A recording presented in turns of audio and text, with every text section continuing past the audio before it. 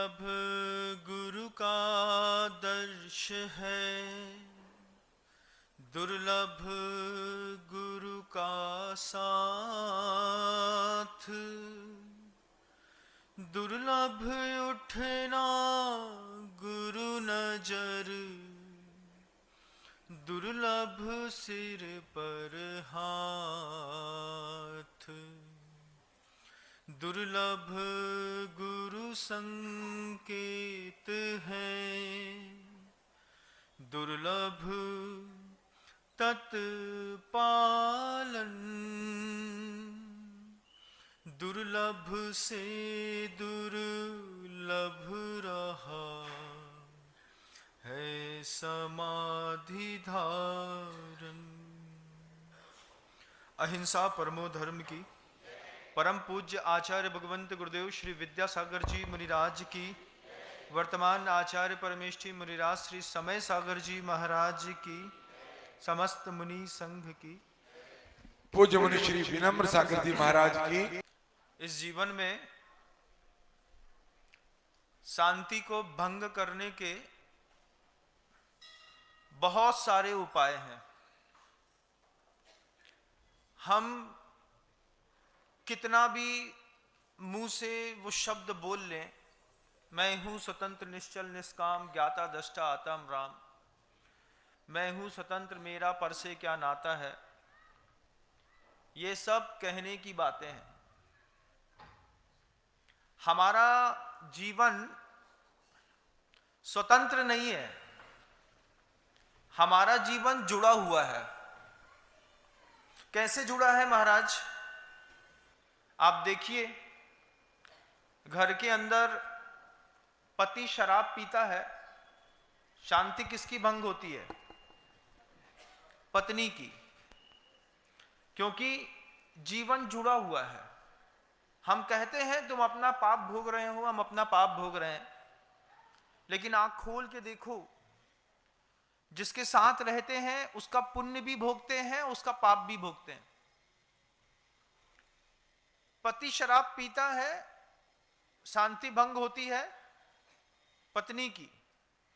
पुत्र मर जाता है, शांति भंग होती है मां की, पिता की।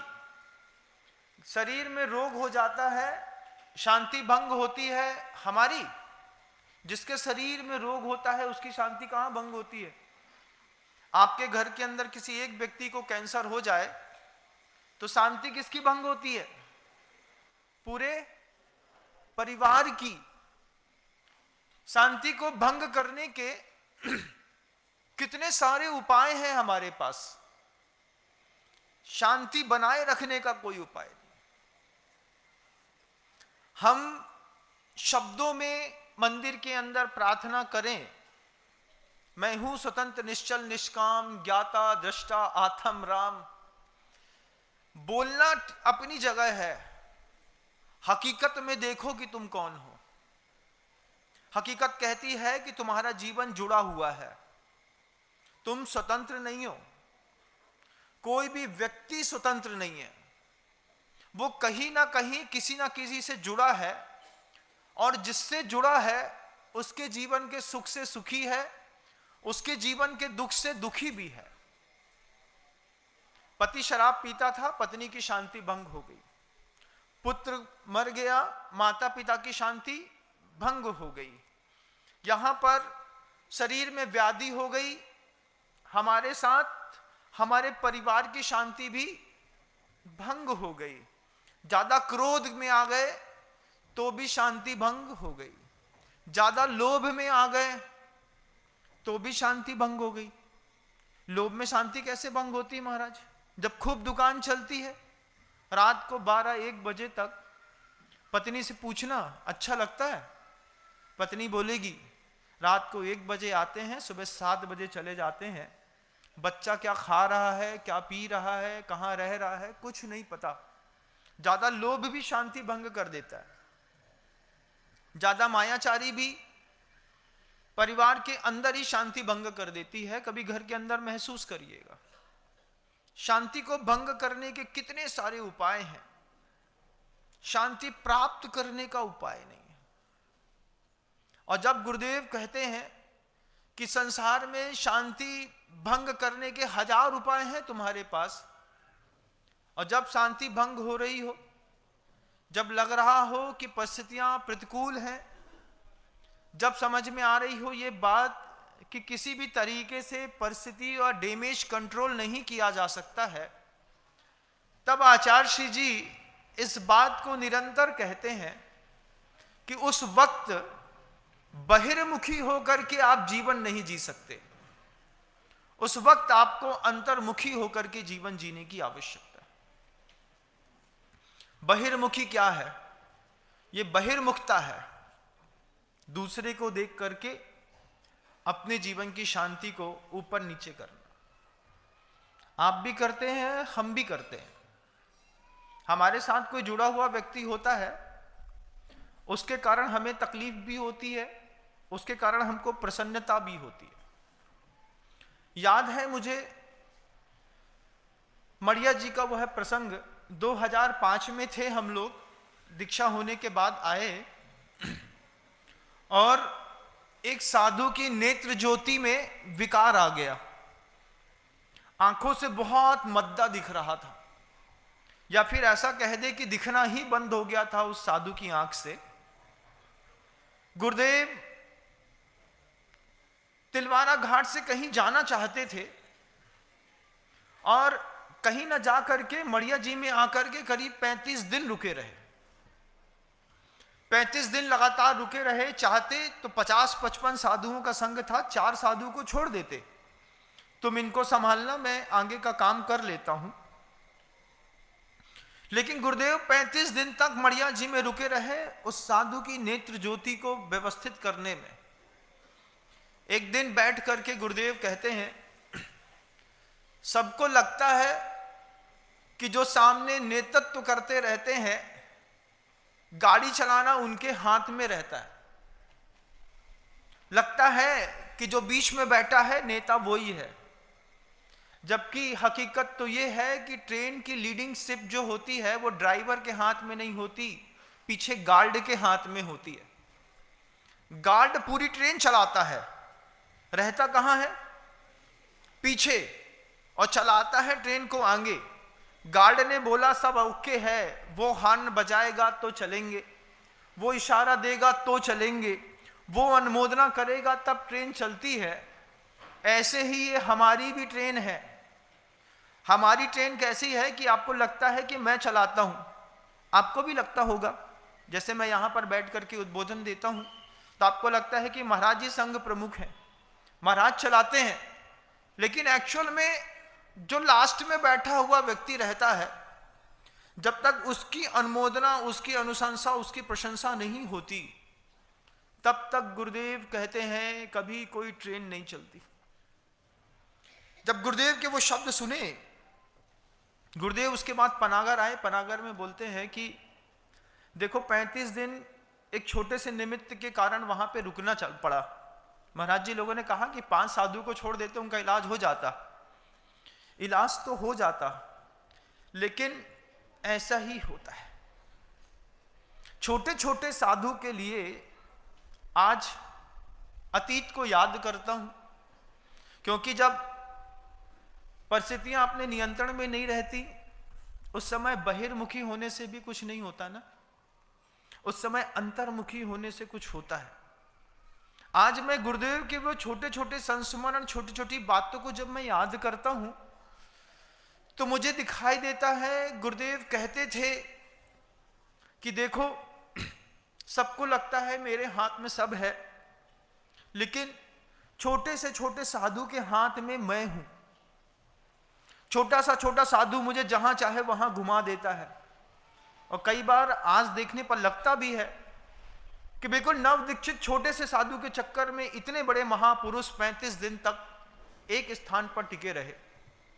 जैसे ही पता चला कि नेत्र में जागृति आ गई है, तुरंत उठे और निकल लिए। बाद में सोचने पर लगता है कि हमने क्या खाक समर्पण किया अपने गुरु के प्रति। गुरु ने कितना समर्पण किया एक शिष्य के प्रति, ये देखिएगा इस बात को। हम गुरु भक्ति के गाने गाते हैं, हम बातें करते हैं कि हमसे बड़ा दुनिया में कोई गुरु भक्त नहीं है, लेकिन सही समर्पण की परिभाषा तो गुरुदेव के पास है। जब पहली बार मैं गुरुदेव से मिला था, जब पहली बार आप गुरुदेव से मिले थे, जब पहली बार जीवन में आप में से किसी ने गुरुदेव को देखा था, उस वक्त का दिन याद करो। उस वक्त तुम कौन थे और कैसे थे, और फिर याद करो कि समर्पण के साथ, गुरुदेव के समर्पण के कारण आज तुम कैसे हो गए। एक अतीत तो याद करके देखो एक बार। ये जो फोन में आपको मेरे अनुभव जाते हैं, इन अनुभवों को एक बार महसूस करके देखो कि तुमने पहली बार, याद करो कि तुमने गुरुदेव श्री विद्यासागर जी मुनिराज के दर्शन पहली बार कब किए थे। उस समय तुम्हारी मानसिक स्थिति कैसी थी, तुम्हारी शारीरिक स्थिति कैसी थी, तुम्हारी वाचनिक स्थिति कैसी थी। 3 स्थितियां एक शख्स के संपर्क से सुधरती हैं। वचन सुधरते हैं कि नहीं? जरा जरा सी बात में बड़ी बड़ी गालियों को मंत्र के जैसे पढ़ने वाले लोग, गुरुदेव की संगति में आकर के उन्होंने अपनी वाचनिक स्थिति सुधारी। गुरुदेव के संपर्क में आकर के आपने अपनी कायिक स्थिति भी सुधारी। रात में खाते थे, बाहर का खाते थे, अभक्ष खाते थे, कैसी होटलों में जाकर के काम करते थे, क्या क्या लेते देते थे। ऐसे लोग भी प्रतिमाधारी हो गए और महाव्रती हो गए। वाचनिक स्थिति भी आपने सुधारी, कायिक स्थिति भी सुधारी। मानसिक स्थिति की बात है कि मानसिक स्थिति गुरुदेव के साथ में रह करके कितने लोगों ने अपनी सुधारी। चर्चा है, करनी तो पड़ेगी। आचार्य श्री जी के साथ रह करके तुमने अपने शब्दों में शुद्ध उच्चारण घोष करना सीख लिया, वचन की स्थिति पवित्र कर ली, शुद्ध अणुव्रत, शुद्ध महाव्रत, शुद्ध छोटे छोटे व्रत ले लिए। बहुत अच्छी बात थी, लेकिन आज भी मैं आपसे पूछना चाहता हूं कि मानसिक स्थिति के सुधार में आप कितने सफल हैं अपने गुरु के साथ रह करके। मानसिक स्थिति का बिगाड़ क्या है महाराज? आपने कभी गुरु की हिंसा नहीं करी, आपने हमेशा गुरु का समर्थन किया, मैं मानता हूं, लेकिन आत्मा पूछना चाहती है कि शब्दों से गुरु की हिंसा कितनी बार करी है, एक बार मुझे बताओ। जिसको शाब्दिक बर्बरता के साथ हिंसा या मानसिक हिंसा कहते हैं। हमारे जीवन का एक बहुत बड़ा विकार है कि हम अपने विचारों को केंद्र में रख करके संभव और असंभव के बीच में उलझ जाते हैं। ऐसा हो सकता है, ऐसा नहीं हो सकता, ऐसो हुई है, ऐसो ना हुई है, ऐसा हम पूरे दिन भर सोचते रहते हैं। गुरुदेव के समाधिस्थ होने के बाद मन के अंदर अभी भी हजारों विचार चल रहे होंगे। ऐसा संभव होगा, ऐसा संभव नहीं होगा, ऐसा हो सकता है, ऐसा नहीं हो सकता है, ऐसा होने चाहिए, ऐसा नहीं होने चाहिए, जबकि आपका अधिकार क्षेत्र नहीं है, लेकिन आपको सोचने की, उसमें घुसने की आदत पड़ी है। मैं आपसे कहना चाहता हूं कि संभव और असंभव के बीच में कितने घुसे हैं आप लोग। बार बार सोचते हैं ऐसा हो सकता है, ऐसा नहीं हो सकता, फिर ऐसा हो सकता है, फिर ऐसा नहीं हो सकता, कौन बढ़ाएगा, कौन संभालेगा, कौन उठाएगा। कितना द्वंद्व है ना, जबकि इसकी जरूरत ही नहीं थी। सब निर्द्वंद हैं। एक एक संघ का सदस्य निर्द्वंद है कि नए आचार्य परमेष्ठी समय सागर जी महाराज श्री सब संभालेंगे। बिल्कुल निर्द्वंदता है जीवन की। हर शख्स का समर्पण है उन पूज्य पाद के चरणों पर। वे अपने शब्दों को जैसा जैसा हमसे कहेंगे हम सब वैसा करेंगे। लेकिन अभी भी कई लोगों के दिमाग में वो मानसिक शांति नहीं पहुंची। कई लोगों को ऐसा लगता है कि ऐसा भी होना चाहिए, इट मे बी पॉसिबल, ऐसा भी किया जा सकता है, जबकि हकीकत तो ये है कि मात्र पद की बात नहीं है, पुरुषार्थ और पराक्रम की बात है कि गुरुदेव की जो विचार शक्ति है, उस विचार शक्ति में आज तक आपने कितनी ऊर्जा लगाई है, मैं पूछना चाहता हूं। उस ऊर्जा का मापदंड तय करता है कि किस तरीके से शासन की बागडोर सुरक्षित चला करती है। शब्दों को समझेंगे, आपको तो सब समझ में आता ही है, क्योंकि बाजार में रहने वाले लोगों को बाजारू चीजों पे ज्यादा विश्वास रहता है, घर की चीजों पे नहीं। इसलिए तो आपका बच्चा बाहर की चाउमीन और फुल्की खाना पसंद करता है, लेकिन मां के हाथ की शुद्ध दाल खाना पसंद नहीं करता।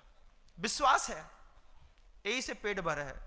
ऐसे ही आपके मानसिकता का जो भोजन है, पूज्य गुरुदेव के जाने के बाद अपने मानसिक भोजन को भी सुधारिएगा। इस बात को मैं बताना चाहता हूं। परंपरागत निर्देशों में जिस तरीके की व्यवस्थाएं बनी हुई है, उस व्यवस्थाओं से ऊंची विश्व में कोई दूसरी व्यवस्था के बारे में सोचना भी अपने गुरु के प्रति श्रद्धा भाव को कम करना है। आप जैसा सोचें, हम लोगों तो पहले से सोचते चले आए। जब भी गुरुदेव के साथ रहते थे, तब भी ये भाव मन के अंदर रहता था। पूज्य बड़े महाराज श्री जब कभी भी आते थे, संघ उतना ही आदर सम्मान देता था। सब खड़े हो जाते थे, सब अदब से झुक जाते थे, बात मौन हो जाती थी, शब्द में बिल्कुल साइलेंट छा जाता था कि महाराज जी हो, आचार्य महाराज जी हो या महाराज जी हो, बात एक ही है। दो बात तो कभी रही नहीं हम लोग के दिमाग में, आप लोगों के दिमाग में बहुत रही। लेकिन इस मानसिक शांति को आप लोग भी शांत करिएगा। शीघ्र ही पूरे विश्व से गुरुदेव से दीक्षित धीरे धीरे साधु संघ कुंडलपुर की ओर आ रहा है, और अप्रैल के अंतिम हफ्ते में एक बृहद महोत्सव के साथ पूरा संघ एकत्रित होकर के धर्म प्रभावनाओं की अगली गतिविधियों के बारे में मंथन भी करेगा, और अपनी जवाबदारियां भी स्वीकार करके पुनः उसी जोश, पुनः उसी पराक्रम, पुनः उसी अभ्युदय के साथ हम फिर उठेंगे। क्या हम तो गिरे ही नहीं हैं, क्योंकि बहिर्मुखता कुछ दिन की होती है। जब पिता नहीं रहते तो बच्चा बहुत जवाबदारी से दुकान चलाता है। जितनी जवाबदारी से आप अपना घर चलाते हैं, उससे ज्यादा बड़ी जवाबदारी से ये जैन शासन का संघ संभालने की जवाबदारी पूज्य गुरुदेव ने जिनके हाथ में दी है, उनकी गंभीरता भी देखेंगे तो मैं तो ऐसा मानता हूं कि 15 फीट दूर से ही आप उनके औरे में भी प्रवेश नहीं कर पाएंगे। समय सागर जी महाराज श्री इतनी ऊंची शख्सियत है। जाकर के देखिए महाराज जी को, 15 फीट दूर से लगेगा जैसे बिल्कुल आचार्य जी के पास आकर के खड़े हो गए हैं। उसी तरीके का आदर, उसी तरीके का बहुमान, उसी तरीके की सम्मान, उसी तरीके के भाव सब एक साथ पैदा हो रहे हैं, और अचानक पैदा नहीं हो रहे हैं, हमेशा से ऐसे ही होते आए हैं। ये सफलता है हमारे मानसिक समर्पण की। हमारा वाचनिक समर्पण सुधर गया, वाचनिक संस्कार सुधर गए, कायिक संस्कार सुधर गए, लेकिन हमारा मानसिक संस्कार भी सुधार की आवश्यकता है। जुड़ा हुआ है जीवन बंधुओं। गलत के साथ जुड़ोगे तो शांति भंग हो जाएगी, आज नहीं तो कल, और अगर सही लोगों के साथ जुड़ोगे तो भंग शांति वापस स्थापित भी हो जाएगी। और उसी दुनिया भर में जितना वैकल्य परिणाम पूज्य गुरुदेव के देवगमन के बाद हुआ है, उस आर्थ परिणाम को सिर्फ एक शख्सियत है जो सबको रोक रही है, आचार्य भगवंत समय सागर जी महाराज। वे लगातार अपनी गंभीरता, लगातार अपने शब्दों के सौंदर्य से एक एक संतप्त हृदय को ढड़ास बना करके बोल रहे हैं, घबराओ नहीं, अभी बहुत कुछ शेष है, और जो शेष है वो सबसे ज्यादा विशेष है। आचार्य जी हमेशा चाहते थे, आचार्य जी हमेशा कहते थे कि तुम इंसान में धर्म की बात करते हो, मैं तो पत्थर में भी धर्म की बात करता हूं। वो चाहते थे कि पत्थर भी धार्मिक हो। वो चाहते थे गाय भी धार्मिक हो, जीव भी धार्मिक हो, नदियां भी धार्मिक हो, जमीन भी धार्मिक हो, औषधियां भी धार्मिक हो। हम अपने बच्चे को पाठशाला भेजते हैं, आचार्य जी ने पत्थरों के लिए पाठशालाएं खोली। इन पत्थरों की पाठशालाओं में गुरुदेव ने एक एक पत्थर को संवारा और संवार करके एक एक पत्थर को उन्होंने भगवान बना दिया। मैं सोचता था कि इंसान को भगवान बनाया जाता है, उन्होंने तो धातुओं में भी धर्म की स्थापना करी। पाषाण जिसके ऊपर खड़ा होकर के आदमी बधिक अपनी बध की क्रियाओं को करता था, उसमें भी पत्थर के पुजारियों को बुला करके टांकी लगवा करके उन पुजारियों से उनको नव देवता के रूप में स्थापित कर दिया। पत्थर में धर्म की स्थापना। जिन धर्म जिनागम जिन चैत्य चैत्यालभ्यो नमो नमः, आप पढ़ते हैं ना। देखो, सामान्य से पत्थर में तो चैत्यालय की स्थापना हो नहीं सकती। सुदूर से पत्थर बुलाए, सुदूर से पत्थर के पुजारी बुलवाए। ये जो आपके यहां मजदूर मंदिरों में काम करते हैं, ये मजदूर ना होकर के उस पत्थर को तराशने वाले वे महान साधक हैं, जिनके परिश्रम और पुरुषार्थ के बल पर गुरुदेव की आस्था जीवंत हो रही है। सिर्फ पैसे गिन देने मात्र से मंदिर कहां बनता। आप पैसे दे करके 200-500 रुपए घर में चुपचाप एसी में बैठे रहते हैं, वो पत्थर का पुजारी पत्थर को भरी धूप में छत में बैठ करके गढ़ता रहता है, खट खट खट खट खट खट खट। उसकी शिद्दत देखो, उसकी उस समर्पण की शक्ति को देखो कि तुमने तो संकल्प किया आज कर लेंगे कल कर लेंगे, लेकिन पत्थरों को पूजा करने वाले वे पुजारी उस संकल्प से च्युत हुए बिना सुबह 6 बजे से तैयार हैं। ठंडी हो, गर्मी हो, बरसात हो, बारिश हो, कुछ भी हो। आप देखिएगा इस भाग्युदय की धरती पर बनने वाले जैन समाज के वैश्विक गौरव को, सागर में बनने वाला जैन समाज का यह जो जिनालय है सर्वतोभद्र, ये विश्व के इतिहास का सबसे बड़ा जैन मंदिर बनने जा रहा है। इतना बड़ा जैन मंदिर दुनिया में कहीं नहीं है जितना बड़ा जैन मंदिर सागर के भाग्योदय तीर्थ पर गुरुदेव के आशीर्वाद से बनने जा रहा है। उसके पीछे का भाव गुरुदेव हमेशा चाहते थे। गुरुदेव की हमेशा इच्छा रही है कि हर जैन को उसके गौरव का पता होना चाहिए, हर जैन को अपनी आत्मा के स्वरूप का पता होना चाहिए। इसलिए पाठशालाओं में स्तोत्र पाठ, स्तुतियां, 24 तीर्थंकरों के नाम, बड़े होने पर शावकाचार और बड़े होने पर समय सार, आत्मा के स्वरूप, संलेखना, सबकी जानकारियां पिछले 58 सालों से लगातार दी, खुद ने दी। जैसे जैसे अच्छे शिक्षक तैयार करते चले गए, अच्छे साधकों को तैयार करते चले गए, तो उनको भी भेजा।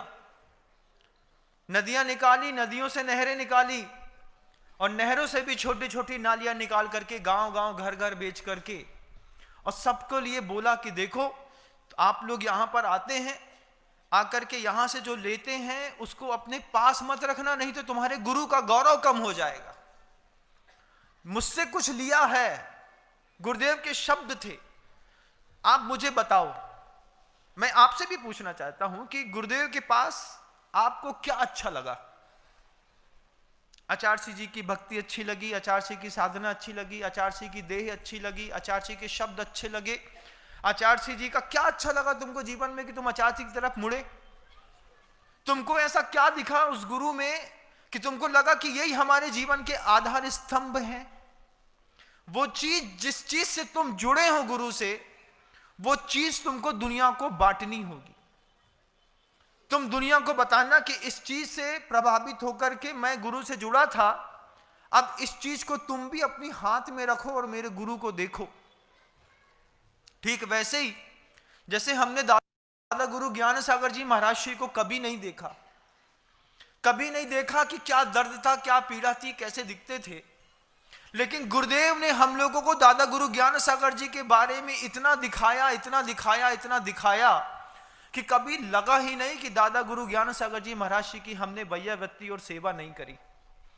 शारीरिक रूप से नहीं करी तो शाब्दिक रूप से, लेकिन जब कभी भी मौका मिला तो करते चले आए। पिता पुत्र को देता है, पुत्र नीचे वाले को देता है। वो बात हमको और आपको भी देखनी और देनी है कि हम किसी चीज से अगर गुरुदेव से जुड़े हैं तो एक बार अपने अंतर्मन से पूछो कि किस चीज से तुम गुरु से जुड़े।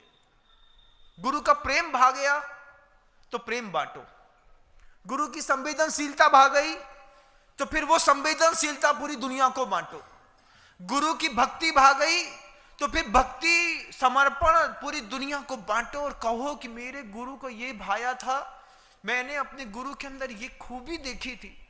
क्योंकि अनंत सुख अनंत गुण संपन्न है गुरुदेव, उनमें अनंत में से तुम्हें क्या पसंद आया।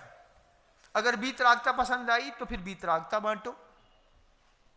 एक धनी आदमी जिस तरीके से धन खर्चा करता है, अरबपति खरबपति, ऐसे गुरुदेव ने अपना ज्ञान खर्च किया है।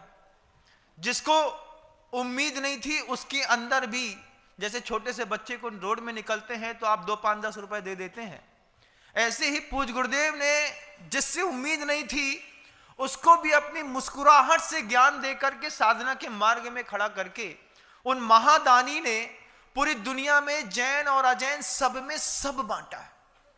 किसी के घर के पत्थर पे सिर्फ जाकर के बैठ बस गए और उनकी भक्ति श्रद्धा आसमान हो गई। अजैनों ने पत्थर को भगवान के स्थान पर रख करके पूजना शुरू कर दिया, आज भी पूज रहे। देखो ना एक गुरु कैसे सुधारते हैं। किसी की नाव में बैठे तो रोज 14 करोड़ का ठेका छुड़वा दिया। क्यों? क्योंकि आज तुम्हारी नाव में राम बैठ गए हैं, अब तुम संकल्प कर लो कि तुम दीवर का काम नहीं करोगे। कितनी सजगता थी कि जीव के अंदर भी धर्म होना चाहिए। उनकी दूरदर्शिता देखो, उनके त्याग की सुगंध से परिवर्तित होने वाले हृदयों के अंदर गौरव देखो। 14 करोड़ रुपए से ऊपर का उस तालाब से वो मछली निकालता था, बेचता था। गुरुदेव ने एक बार पैर पे नाव में पैर क्या रख दिया, उसने मंच में आकर के मुकाबले में कहा, आज के बाद जीवन में एक छोटी सी मछली भी नहीं मारेंगे, इस बात का संकल्प करते हैं। गुरु अपनी विद्वत्ता के कारण गुरु नहीं होते, गुरु अपनी गुरुता के कारण गुरु होते हैं। कितने बड़े हैं हम, ये हमारी मुस्कुराहट से देखो। मुस्कुरा करके पूरी दुनिया को अपने कब्जे में कर लिया। मैं हमेशा 2 लाइन उनके लिए खुद की बनाई कहता था। जब भी गुरुदेव किसी को देख करके मुस्कुराते थे और मैं दूर से गुरुदेव को देखता था तो मैं हमेशा कहता था कि इनके तोड़ने का अंदाज भी निराला, इनके जोड़ने का अंदाज भी निराला। मैं हमेशा गुरुदेव को देख करके कहता था, इनके तोड़ने का अंदाज भी निराला, इनके जोड़ने का अंदाज भी निराला। ये जोड़ता है मोहब्बत से और तोड़ता है मोहब्बत से। किसी को अपने से दूर भी करते हैं वो, तो ऐसा नहीं कि आंख दिखा करके गुस्सा करके, बहुत प्यार से, हम है ना, सब ठीक हो जाएगा, तुम चिंता नहीं करो, तुम ऐसे आओ मैं ऐसे आता हूं। इतने प्रेम से 2 धाराएं खींची और जैसे 2 ट्रेन आपस में सामने चलती चलती कब मुड़ करके कितनी दूर पहुंच जाती हैं। उन्होंने शिष्य को जब जोड़ा, शिष्य संग्रह नुग्रह कुशलो, जब संग्रह किया तब भी मुस्कुराहट से, आचार्य श्री जी व्रत लेना है, अच्छा व्रत लेना है, मुस्कुरा करके आशीर्वाद दिया, दीवाना हो गया आदमी। जोड़ने का अंदाज निराला, जोड़ते हैं मोहब्बत से, तोड़ने का अंदाज निराला, तोड़ते हैं मोहब्बत से। बहुत सा प्रेम दिखाया, बहुत ज्यादा प्रेम दिखाया, धीरे से बोला आप ऐसा कर लो, आपके ऊपर मुझे पूरा विश्वास है। ये शब्द जब पहली बार मैंने गुरु से सुना था तो अंदर से कांप गया था। अपने आप से बोल रहा था कि सुन, तुझको गुरु पे पूरा विश्वास नहीं है इसलिए तू अपनी तैयारी करता है, लेकिन गुरुदेव कहते हैं मुझे तुम पर पूरा विश्वास है। कितने बड़े शब्द हैं गुरुदेव के सामान्य से शिष्य के लिए। जब गुरुदेव बोलते हैं मुझे तुम पर पूरा विश्वास है, तब अपने आप से पूछना पड़ता है कि जितना विश्वास हमको हमारे गुरु को हम पर है, इतना हमको हमारे गुरु पर भी है कि नहीं। अगर गुरु पर विश्वास है तो उनके कार्यों पर शंका का प्रश्नवाचक चिन्ह खड़ा नहीं करते। आपको विश्वास है ना कि ये मंदिर बन जाएगा? विश्वास है ना? क्यों? हमारे गुरु को विश्वास था कि सागर की समाज अकेले अपने दम पर ये सर्वतोभद्र बना सकती है। जब गुरुदेव को विश्वास था तो अपने उनके विश्वास को आकार दो, फिर वो धारा बनाओ, वो बहाव लाओ। गुरु को श्रद्धांजलि में सिर्फ 2 फूल चढ़ा देने मात्र से तुम्हारी श्रद्धांजलि हो न जाएगी। 2 आंसू चढ़ा देने से, थोड़ा भावुक हो जाने से भी तुम्हारी श्रद्धांजलि चढ़ा ना पाओगे। सोचो गुरुदेव हमसे क्या चाहते थे, क्या शक्ति हमारे अंदर की, क्या योग्यता, क्या पुरुषार्थ गुरुदेव को दिखा होगा। तब जाकर के गुरुदेव ने कहा कि जैन समाज को अपना गौरव पहचानना होगा। मैं हमेशा कहता हूं कि 8 प्रकार के मद होते हैं। ज्ञानम, पूजाम, कुलम, जाति, बल, रिद्धि, तपह, वपु। आचार्य समंतबद्ध स्वामी ने लिखा है, रत्कंड सावकाचार में गाथा है, उसकी कारिका लिखी है। लेकिन इसके ऊपर एक और अपने मन के अंदर मद पैदा करो। वैसे मद संसार का काम होते हैं, कारण होते हैं, लेकिन गुरु भक्ति का मद संसार से बाहर निकलने का कारण बनता है। अपने आप को मदांध समझो, मेरी जैसी गुरु भक्ति कोई नहीं कर सकता। ऐसा सोचोगे तब समझ में आएगा गुरु की क्या शख्सियत होती है। तुम्हारी भक्ति को देख करके दूसरा बोले भक्त तो सिर्फ एक है भैया, वो उसके अलावा गुरु की भक्ति सपने में भी कह दो अगर तुम, काम मैं वो कर दूं। सिर्फ भजन में कहने की बात है कि दिल में स्वीकार भी करिए। इधर से आवाज आती है हर चीज की। गुरुदेव चाहते थे लोग अपनी आत्मा के स्वरूप को समझें, इसलिए साधु वर्ग को, साधिका वर्ग को खड़ा किया। साध्वियां बनाई, साधु बनाए। आत्मा के स्वरूप के चिंतन के बारे में बहुत पर्याप्त समय दिया। समय सार कितना कठिन था, कितना कठिन है। दुनिया में अनंत शक्ति है बंधु, अनंत शक्तियों में अनंत सामर्थ्य है, लेकिन अनंत शक्ति और अनंत सामर्थ्य से ऊपर है विचारों की सामर्थ्य। विचार शक्ति जितनी सामर्थ्य संपन्न होती है, इतनी ऊंची दुनिया में कोई शक्ति नहीं होती। गुरुदेव ने समय सार की पुस्तक उठाई, गाथा लिखी थी। उन गाथाओं को पढ़े तो उनको समझ में आया कि एक संपन्न प्रौढ़ पुरुष तो इस आत्मा के स्वरूप को समझेगा, लेकिन एक अबोध कैसे समझेगा। अबोध समझ सके इसलिए प्राकृत संस्कृत को पढ़ करके हिंदी में सीमित नहीं रहे, पद्यानुवाद किया। आत्मा का पद्यानुवाद कैसा अद्भुत कला थी। प्राकृत की गाथाओं में एक गाथा की एक शब्द की टीका में 25 पन्ने, उस 25 पन्नों में शुरुआत का शब्द पढ़ो तो अंतिम शब्द की भाव शक्ति को खो जाता है आदमी, समझ में नहीं आता कहां से शुरुआत करी थी, कहां पहुंचा है। और 4 लाइनों में समय सार की गाथाओं का पद्यानुवाद लगातार मई और जून की गर्मी में करते करते पसीना बहाते। पसीना आपने गुरुदेव के शरीर का नहीं देखा होगा, हम लोगों ने देखा। मई की गर्मी में कमरे के बीच में ब्रह्म में बैठते थे और ब्रह्म में बैठ करके बिना हवा के जब वो लिखनी शुरुआत करते थे, पसीना उनके शरीर से टपक करके तखत में, तखत से जमीन में, और जमीन में रुकता नहीं था, जमीन से बहता हुआ दरवाजे तक पसीना पहुंच जाता था। इतना बहता हुआ पसीना गुरुदेव का हमने अपनी आंख से देखा, आंख से। और फिर यह भी देखा कि उपयोग की शक्ति इतनी जबरदस्त कि लिखने में लगे हैं तो ये नहीं पता कि बाहर क्या हो रहा है। ये एल्बो जो है हाथ का, इससे लगातार टप टप टप टप गिरता रहता था। गुरुदेव पद्यानुवाद करते रहते थे सिर्फ इस बात को सोच करके कि ज्ञानी तो समझ जाएगा, लेकिन अज्ञानी को समय सार कैसे समझ में आएगा। तो पद्यानुवाद ऐसी प्रतिकूलताओं में गुरुदेव ने किया। गुरुदेव चाहते थे कि लोग पहचाने अपनी आत्मा का स्वरूप। पद्यानुवाद हाथ में देके गए, गुरुदेव चाहते थे कि लोग पहचाने अपना गौरव। गौरव को पहचानने के लिए गुरुदेव ने ये भागीरथी प्रयास किया, ये बीड़ा उठाया, और अब उनका बीड़ा जो उठाएगा वो आचार्य परमेष्ठी हमारे ज्ञान का और श्रद्धा का विषय बने रहेंगे। सिर्फ पद में, सिंहासन में कहां बैठा जाता है। आचार्य श्री जी का तो मुझे वो संस्मरण याद है। रास्ते में विहार कर रहे थे, विहार करते करते जबलपुर छोड़ा, रास्ते में जाकर के वो नीचे जमीन में किसी के घर में जाकर के बैठ गए, पाटा लाके दिया, आचार्य श्री पाटे में बैठ जाओ। बोले सिंहासन मुझे दूर से देखने पर बड़ा अच्छा लगता है, सुकून तो मुझे धरती पे बैठने पर ही मिल रहा है। दुनिया के सामने कैसे भी आके बैठते हो, लेकिन अकेले में जब कोंटे में किनारे में कभी हम लोग बैठते थे, आचार्य जी कितनी बार धरती में ही बैठना पसंद करते थे। एक बार संभव सागर जी ने कह ही दिया, महाराज जी आपको धरती बहुत अच्छी लगती है। बोले किसान के पुत्र हैं हम, धरती अच्छी नहीं लगेगी तो क्या लगेगा।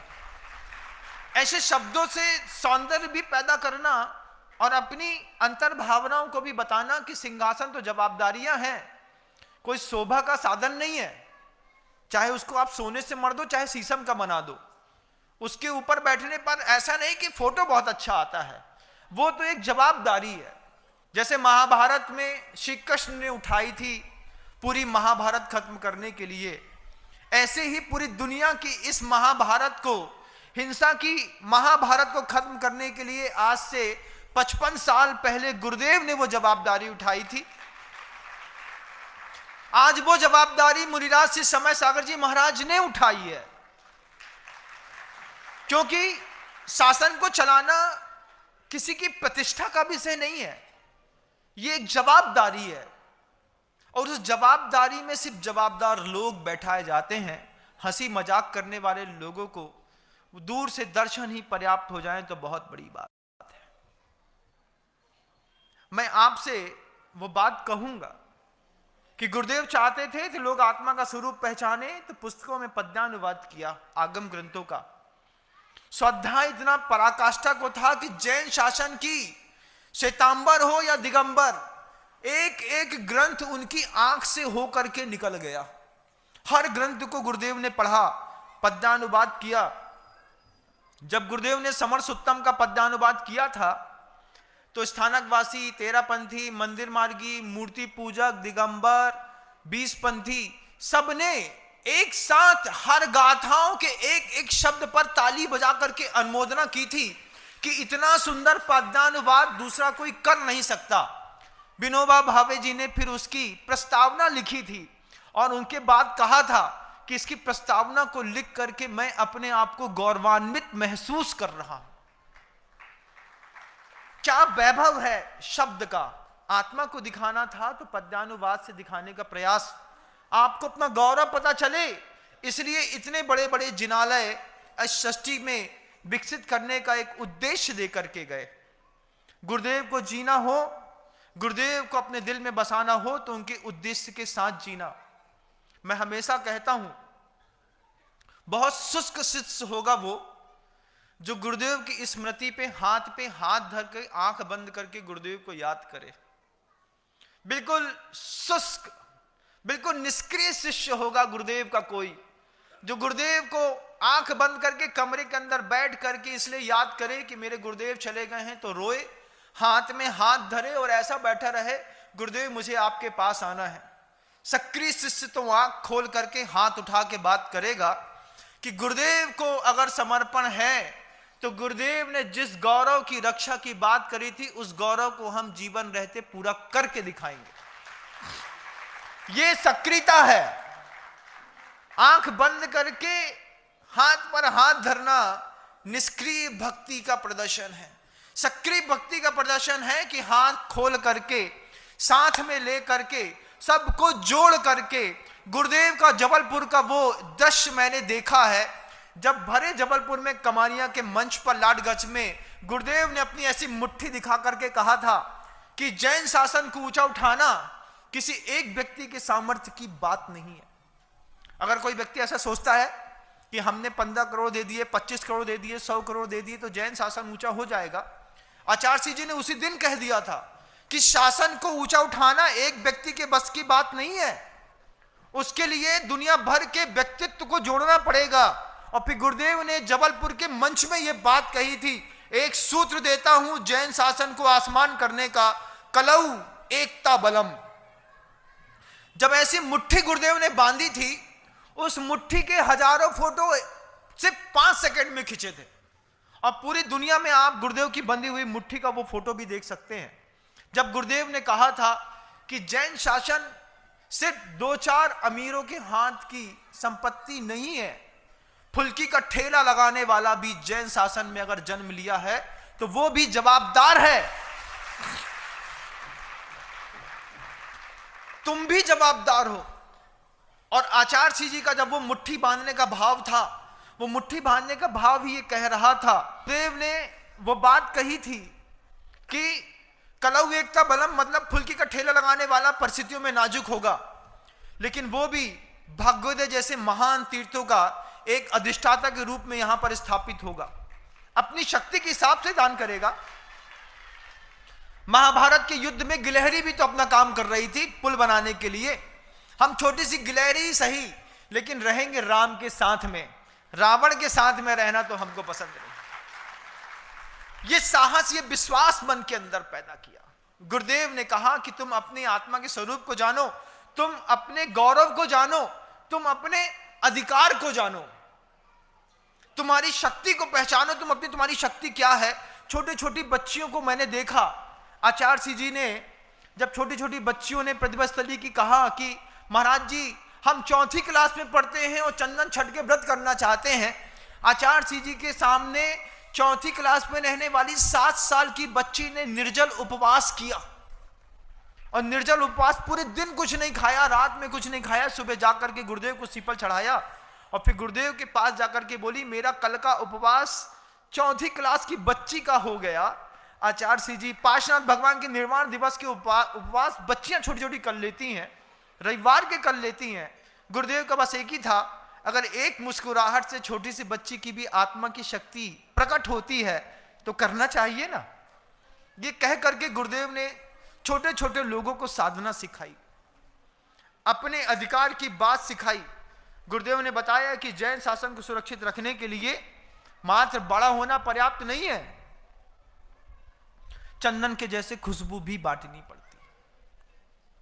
बहुत कुछ कहा गुरुदेव ने, समय आपका हो गया इसलिए शब्दों को विराम दूंगा, कल फिर बोलने का प्रयास करूंगा। गुरुदेव श्री विद्यासागर जी।